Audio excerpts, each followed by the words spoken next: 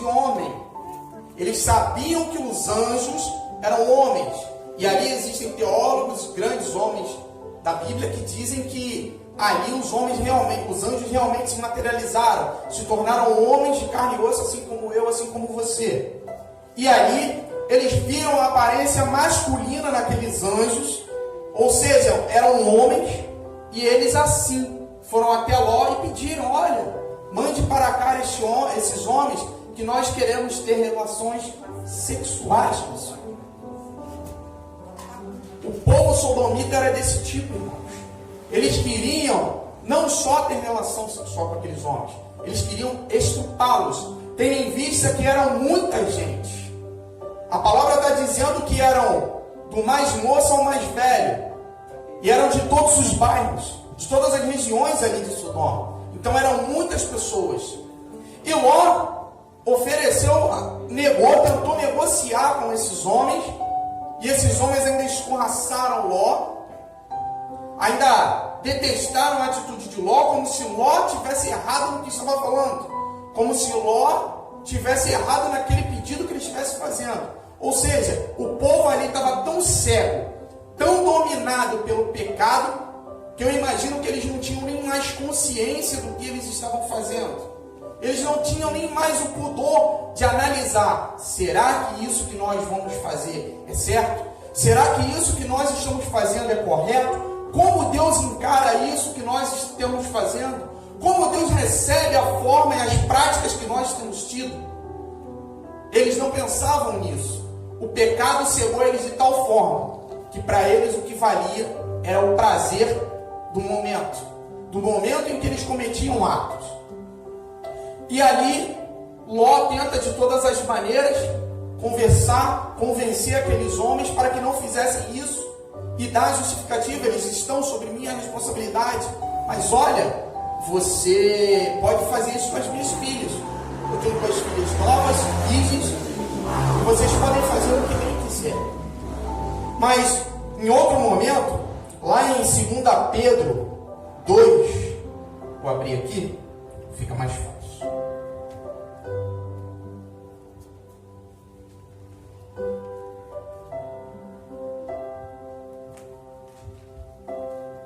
Lá em 2 Pedro 2, os versículos de 7 a 9, dizem que Ló era um homem justo, era um homem que a princípio era um homem honesto.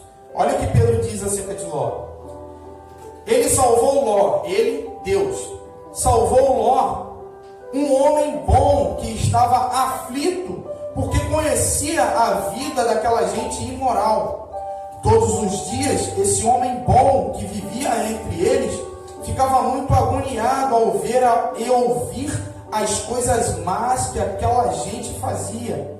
Tudo isso nos mostra que o Senhor sabe como livrar das aflições as pessoas dedicadas a Ele, e também sabe como guardar os maus debaixo de castigo para o dia do julgamento. Então Ló era esse homem, Ló era um homem bom.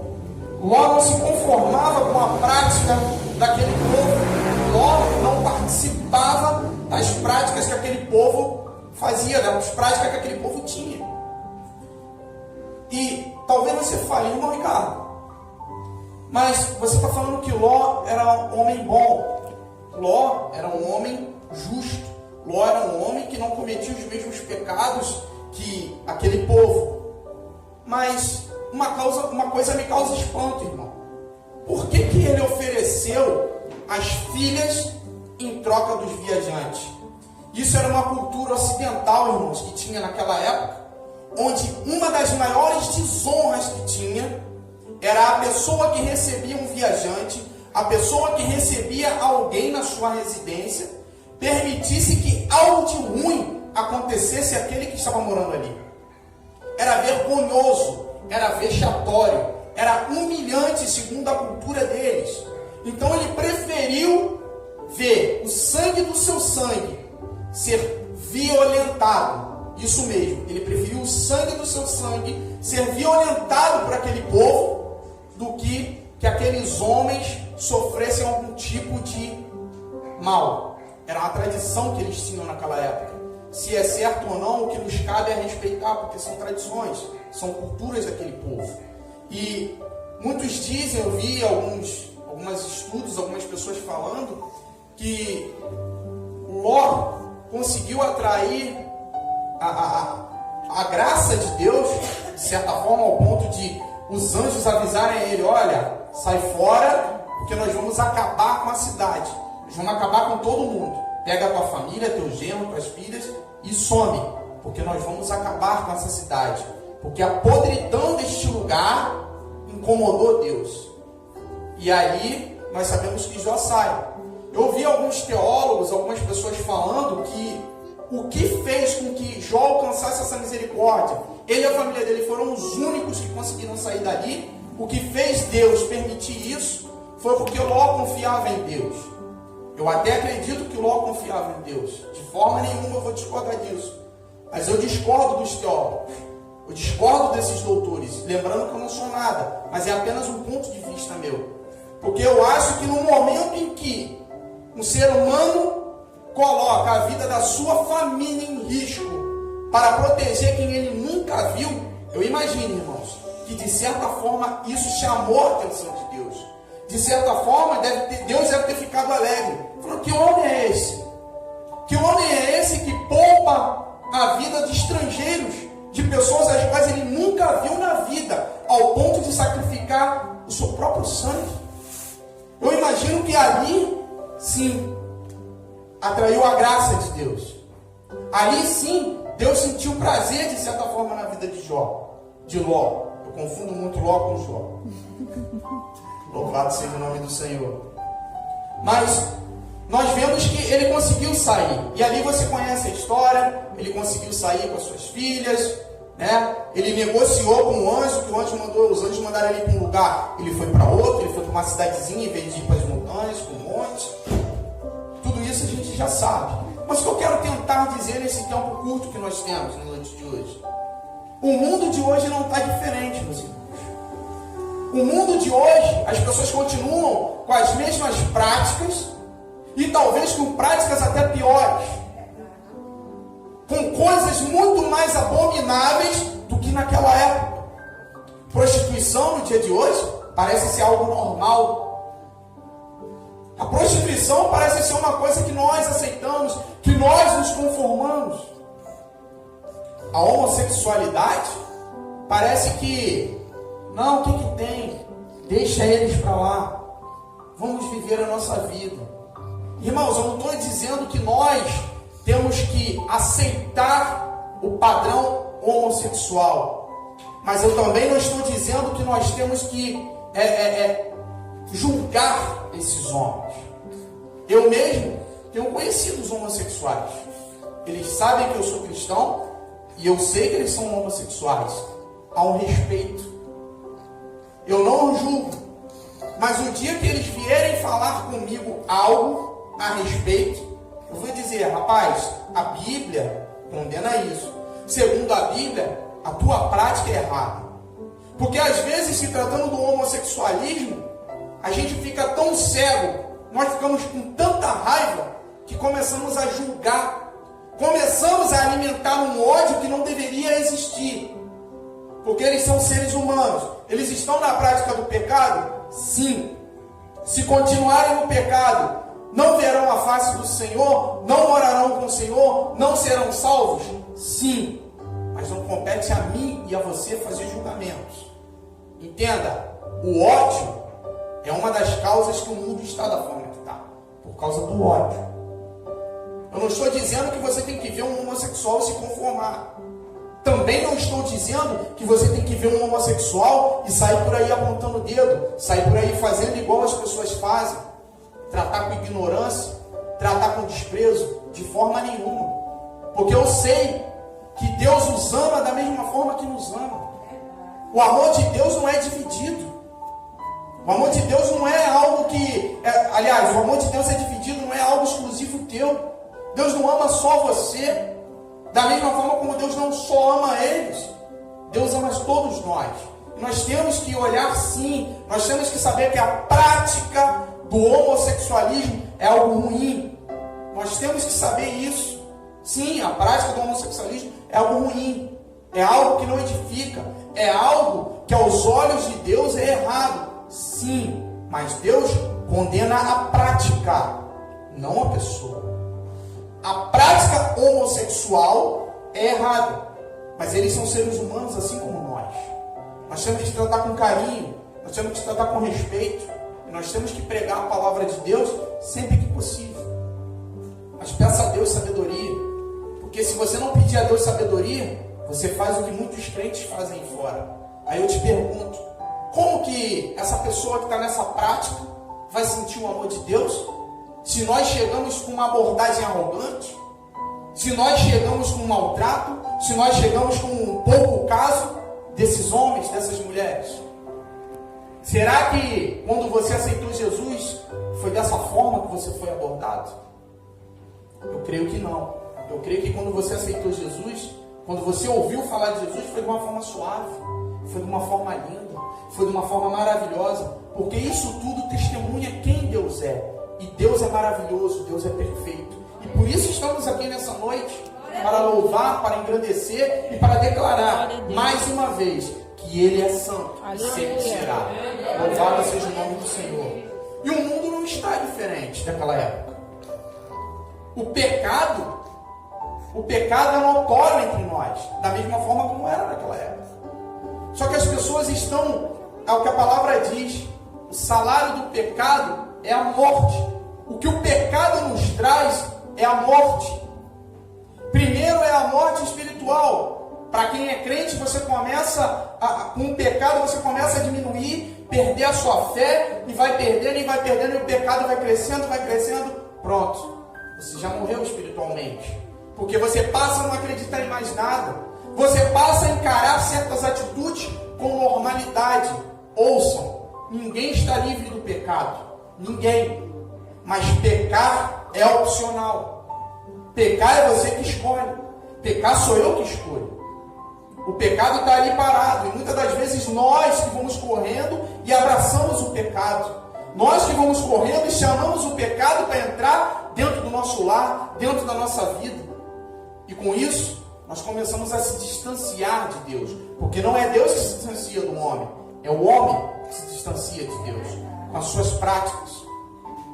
Uma coisa é nós vivermos em pecado. Outra coisa é sermos pecadores. O pecador, ele comete isso ocasionalmente. O pecador, ele está aqui bem e de repente vem uma situação e aí ele tem uma leve escorregada. Ele tem um leve, podemos dizer, lá no Rio, a gente fala assim, sair da graça. Aqui eu não sei se é o mesmo termo que é usado. Mas às vezes a gente sai da graça. Cometeu pecado. Você cometeu. Viver em pecado é quando você sabe que aquilo é pecado, você sabe que você está errado, você sabe que aquilo ali vai te levar para o inferno, mas você continua. Isso é vida de pecado. Isso é viver no pecado. Porque pecador todos nós somos. Todos nós somos pecadores. Cometemos pecado em alguma falha, algum momento. E isso é uma falha grave. Todos nós, ninguém está livre de cometer pecado. Mas viver no pecado é opcional. Você que escolhe. Você que quer caminhar com o pecado. E o que você acha? Que pecador vai para o céu? Você acha que quem tem vida de pecado vai para o céu? Você acha que cometendo as coisas que muitas das vezes nós cometemos, isso agrada a Deus? Ó Sodoma e Gomorra. Deus acabou com tudo. Só sobrou Ló e suas filhas. A mulher de Ló olhou para trás. Virou estátua de sal. Virou estátua de sal.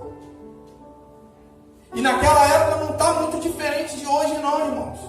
O evangelho está sendo pregado, os alertas estão sendo dados, mas você não dá ouvido. Nós não damos ouvido. A gente prefere alimentar certos pecados, é aquela história, pecado de estimação. Não, esse aqui é meu pecado, eu não consigo me libertar. Continua aí, varão, no teu pecado. Continua, varoa, no teu pecado. Você vai ver o que você vai receber. O salário do pecado é a morte. A única coisa que você ganha nessa vida, pecando, é a tua morte. É a morte espiritual. Você já está morto, você não começa a acreditar em mais nada. Você não dá crédito a mais nada. Chega alguém que prega a palavra de Deus, você já não consegue aceitar. Por quê? O pecado já está operando na tua vida. O pecado já está te contaminando. E o salário, o que você recebe pecando, é a sua morte. Primeiro a espiritual, depois a material. Aí depois vamos chegar diante de Deus, no dia do julgamento. O que você vai alegar? Que você não sabia que aquilo é pecado? Você vai alegar o quê? Que você não conseguia largar o pecado? Pede ajuda a Deus. Queira mudar, queira se transformar, queira se reinventar na presença de Deus.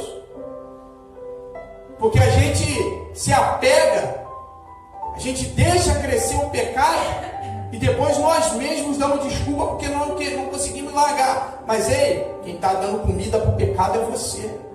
Quem está alimentando o pecado somos eu e você. Quando erramos, quando transgredimos a lei de Deus.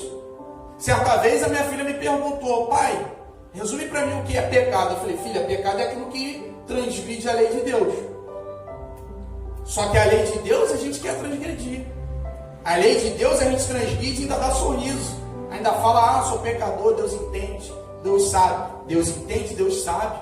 Entenda, não há nada que você faça que vai te separar do amor de Deus. Mas você já viu o filho quando erra? O filho quando erra, a mãe e o pai não deixam de amar, não deixam de sentir carinho, não deixam de sentir prazer sobre a vida daquela pessoa. Mas o castigo tem que vir. O castigo vai vir. Assim também é Deus na nossa vida. Deus jamais não tem nada que você faça que vai fazer com que Deus deixe de te amar. Entenda, nada. Nada vai fazer com que Deus não te ame mais.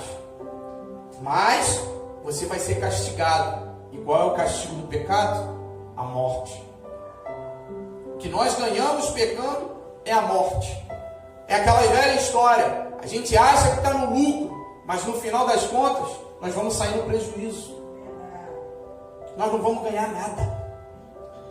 Nós perdemos tempo nessa terra, tempo que nós poderíamos investir louvando, adorando, glorificando o nome do Senhor, e a gente está abraçando o pecado. O pecado é um tempero, irmãos, e muitos de nós temos achado sabor nesse tempero, temos gostado desse tempero, temos nos deliciado com o tempero do pecado.